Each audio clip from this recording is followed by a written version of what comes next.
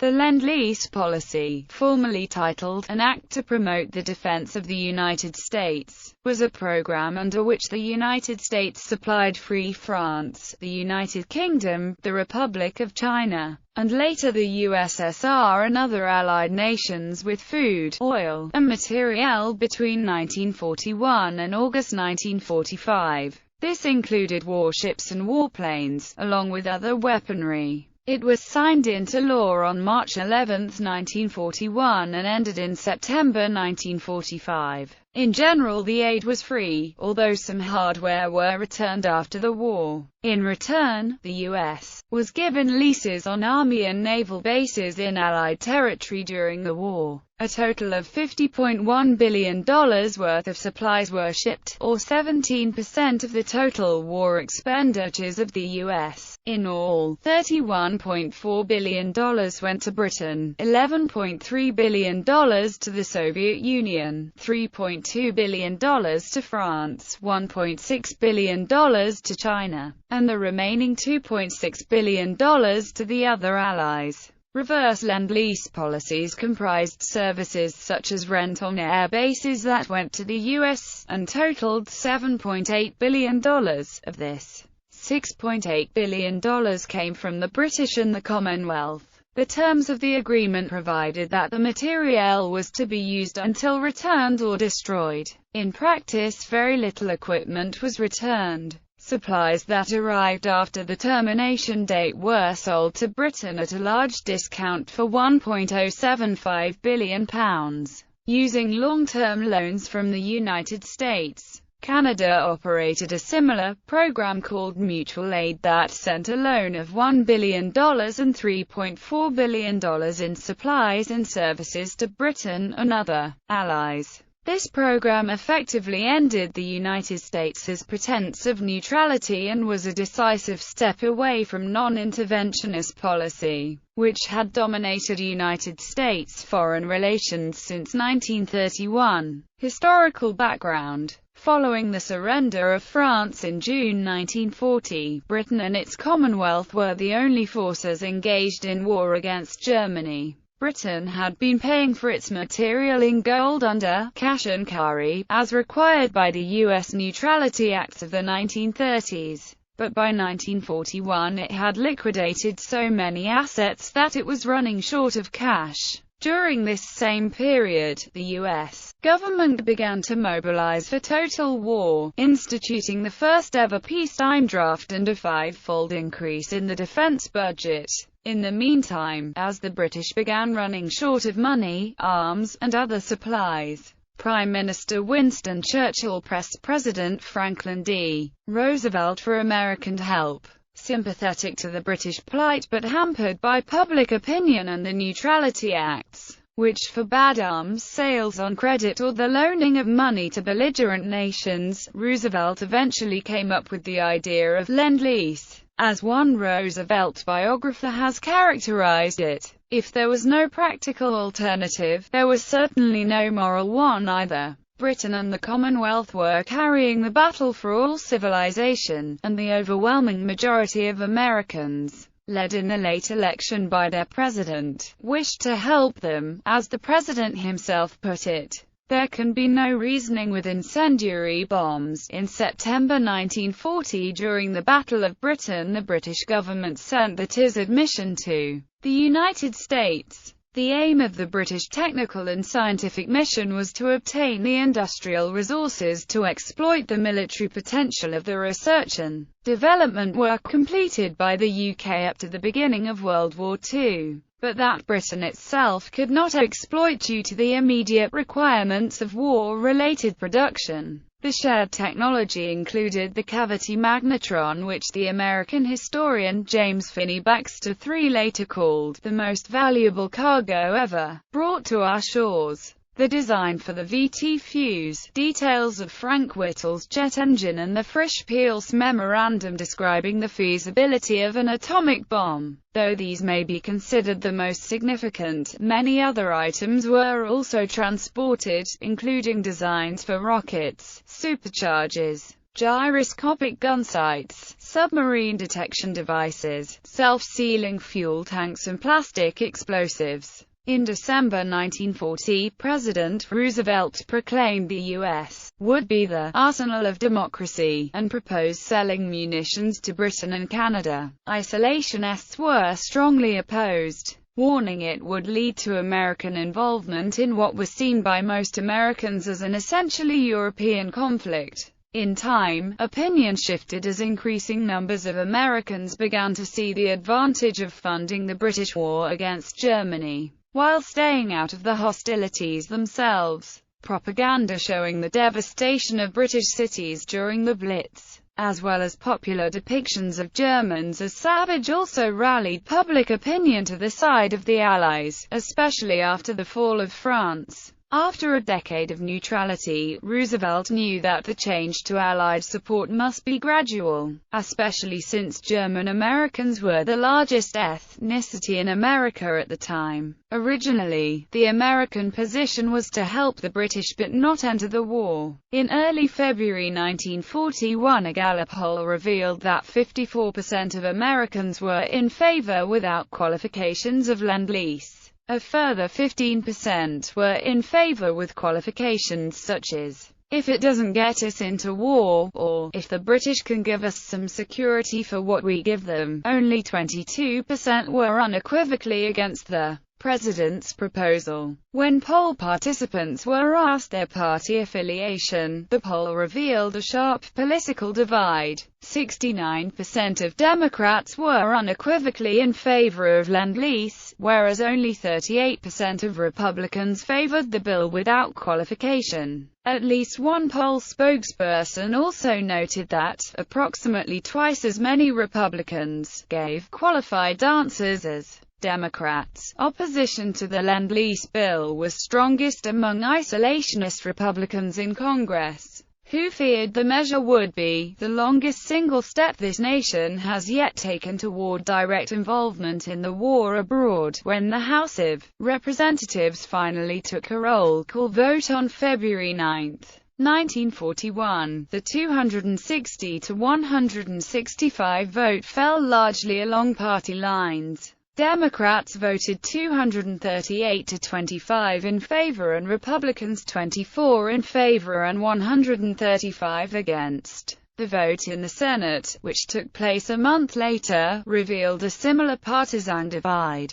49 Democrats voted aye, with only 13 Democrats voting nay. In contrast, 17 Republicans voted nay, while 10 Senate Republicans sided with the Democrats to pass the bill. President Roosevelt signed the Lend-Lease bill into law on the 11th of March 1941. It permitted him to sell, transfer title to, exchange, lease, lend, or otherwise dispose of, to any such government, whose defense the President deems vital to the defense of the United States, any defense article. In April, this policy was extended to China, and in October to the Soviet Union. Roosevelt approved US $1 billion in Lend-Lease aid to Britain at the end of October 1941. This followed the 1940 Destroyers for Bases Agreement, whereby 50 U.S. Navy destroyers were transferred to the Royal Navy and the Royal Canadian Navy in exchange for basing rights in the Caribbean. Churchill also granted the U.S. base rights in Bermuda and Newfoundland gratis, allowing British military assets to be redeployed. Administration.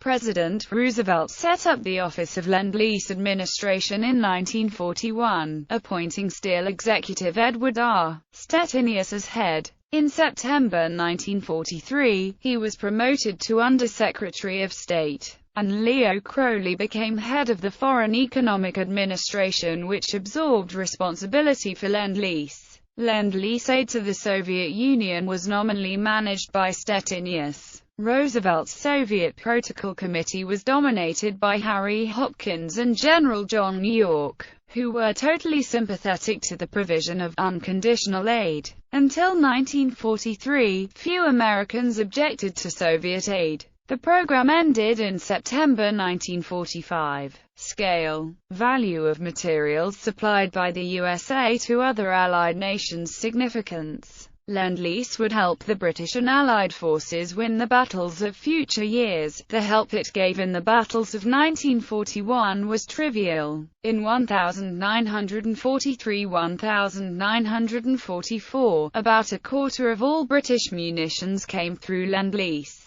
Aircraft comprised about a quarter of the shipments to Britain, followed by food, land vehicles and ships. Even after the United States forces in Europe and the Pacific began to reach full strength in 1943–1944, Lend-Lease continued. Most remaining allies were largely self-sufficient in frontline equipment by this stage, but Lend-Lease provided a useful supplement in this category even so, and Lend-Lease logistical supplies were of enormous assistance. Much of the aid can be better understood when considering the economic distortions caused by the war. Most belligerent powers cut back severely on production of non-essentials, concentrating on producing weapons. This inevitably produced shortages of related products needed by the military or as part of the military-industrial complex. The USSR was highly dependent on rail transportation, but the war practically shut down rail equipment production. Only about 92 locomotives were produced. 2,000 locomotives and 11,000 rail cars were supplied under Lend-Lease. Likewise, the Soviet Air Force received 18,700 aircraft, which amounted to about 14% of Soviet aircraft production.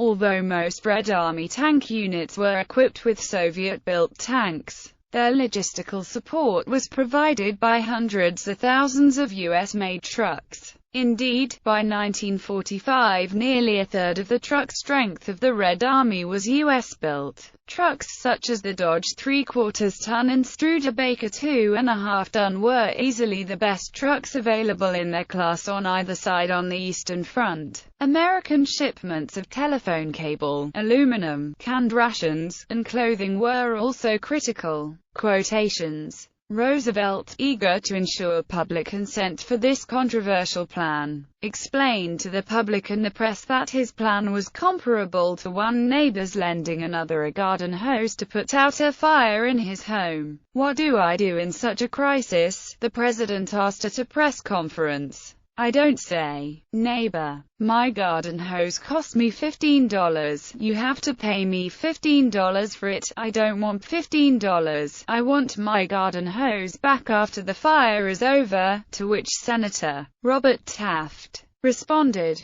"Lending war equipment is a good deal like lending chewing gum. You don't want it back." In practice, very little was returned except for a few ships. Joseph Stalin, during the Tehran Conference in 1943, acknowledged publicly the importance of American efforts during a dinner at the conference. Without American production, the United Nations, the Allies, could never have won the war. U.S. deliveries to the USSR. American deliveries to the Soviet Union can be divided into the following phases. Pre-Lend-Lease, the 22nd of June 1941 to the 30th of September 1941. Second Protocol period from the 1st of July 1942 to the 30th of June 1943. Third Protocol period from the 1st of July 1943 to the 30th of June 1944. Fourth Protocol period from the 1st of July 1944. Formally ended the 12th of May 1945, but deliveries continued for the duration of the war with Japan under the Milepost Agreement until the 2nd of September 1945, when Japan capitulated.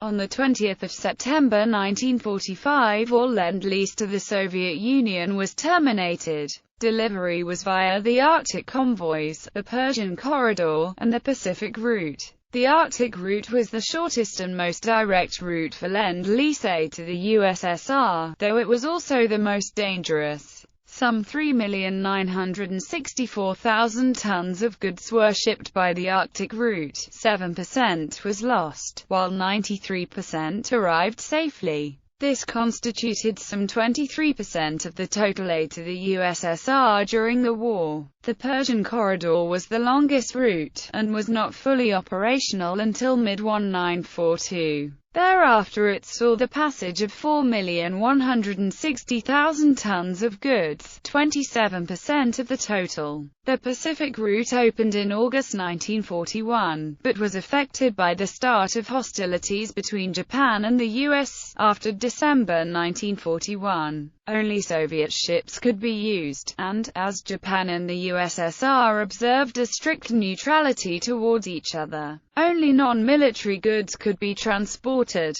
Nevertheless, some 8,244,000 tons of goods went by this route, 50% of the total.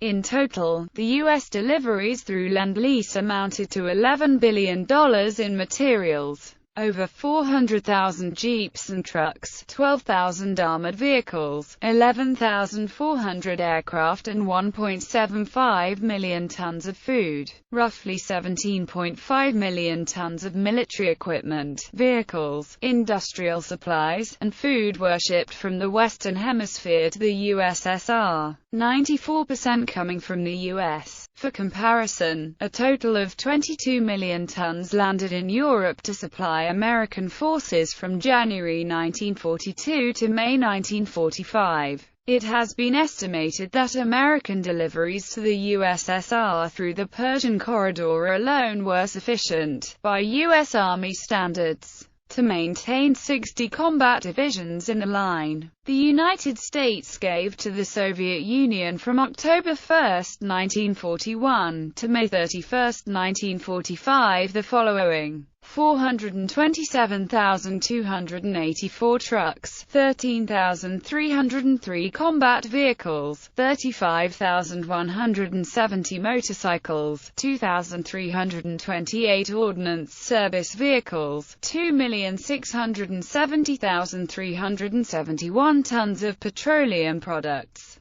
4,478,116 tons of foodstuffs, 1,900 steam locomotives, 66 diesel locomotives, 9,920 flat cars, 1,000 dump cars, 120 tank cars, and 35 heavy machinery cars. One item typical of many was a tire plant that was lifted bodily from the Ford Company's River Rouge plant and transferred to the USSR. The 1947 money value of the supplies and services amounted to about $11 billion.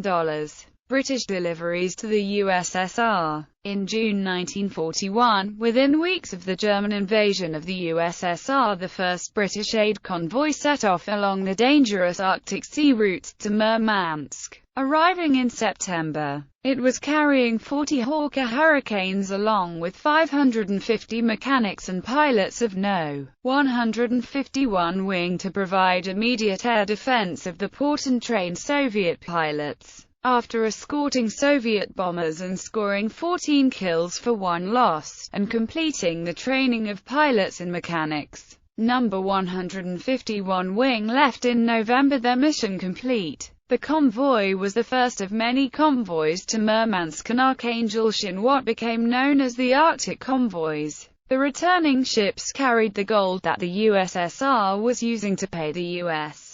Significant numbers of British Churchill, Matilda and Valentine tanks were shipped to the USSR along with the US M3 Lee after it became obsolete on the African front. The Churchills, supplied by the Arctic convoys, saw action in the Siege of Leningrad and the Battle of Kursk, while tanks shipped by the Persian route supplied the Caucasian front, with the USSR giving priority to the defense of Moscow for domestically produced tanks. This resulted in 40% of tanks in service on the Caucasian front being Lend-Lease models. Between June 1941 and May 1945, Britain delivered to the USSR 3,000-plus Hurricanes, 4,000-plus other aircraft, 27 naval vessels, 5,218 tanks, 5,000-plus anti-tank guns, 4,020 ambulances and trucks, 323 machinery trucks,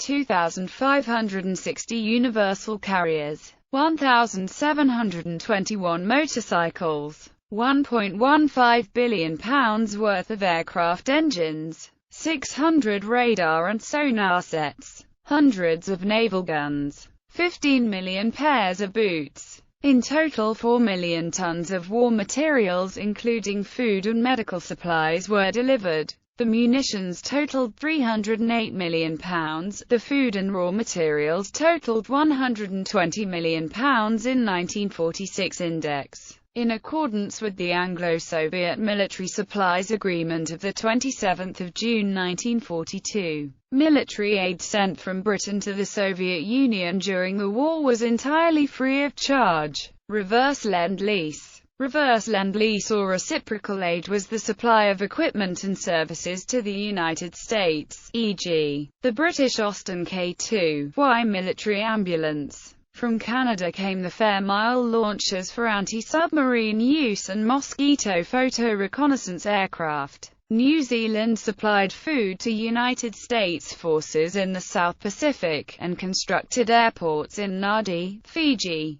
In 1945–46 the value of reciprocal aid from New Zealand exceeded that of Lend-Lease, though in 1942–43 the value of Lend-Lease to New Zealand was much more than that of reciprocal aid. Britain also supplied extensive material assistance to American forces stationed in Europe. For example, the USAAF was supplied with hundreds of Spitfire Mk-V and Mk-8 fighter aircraft. The cooperation that was built up with Canada during the war was an amalgam compounded of diverse elements, of which the air and land routes to Alaska, the Canal Project, and the Crystal and Crimson activities were the most costly in point of effort and funds expended. The total of defense materials and services that Canada received through Lend-Lease channels amounted in value to approximately $419,500,000. Some idea of the scope of economic collaboration can be had from the fact that from the beginning of 1942 through 1945 Canada, on her part, furnished the United States with $1 billion to $1,250 million in defense materials and services. Although most of the actual construction of joint defense facilities, except the Alaska Highway and the Canal Project, had been carried out by Canada, most of the original cost was borne by the United States. The agreement was that all temporary construction for the use of American forces and all permanent construction required by the United States forces, beyond Canadian requirements, would be paid for by the United States, and that the cost of all other construction of permanent value would be met by Canada, although it was not entirely reasonable that Canada should pay for any construction that the Canadian government considered unnecessary or that did not conform to Canadian requirements. Nevertheless, considerations of self-respect and national sovereignty led the Canadian government to suggest a new financial agreement. The total amount that Canada agreed to pay under the new arrangement came to about $76,800,000, which was some $13,870,000 less than the United States had spent on the facilities. Canadian aid to the Allied effort. Britain's Lend-Lease arrangements with its dominions and colonies is one of the lesser-known parts of World War II history. Canada did not use a term like Lend-Lease, but it did give Britain gifts totaling $3.5 billion during the war, plus a zero-interest loan of $1 billion. Britain used the money to buy Canadian food and war supplies. Canada also loaned $1.2 billion on a long-term basis to Britain immediately after the war. These loans were fully repaid in late 2006. The Gander Air Base, located at Gander International Airport, built in 1936 in Newfoundland, was leased by Britain to Canada for 99 years because of its urgent need for the movement of fighter and bomber aircraft to Britain. The lease became redundant when Newfoundland became Canada's 10th province in 1949. Most American Lend-Lease aid comprised supplies purchased in the U.S., but Roosevelt allowed Lend-Lease to purchase supplies from Canada for shipment to Britain, China and Russia.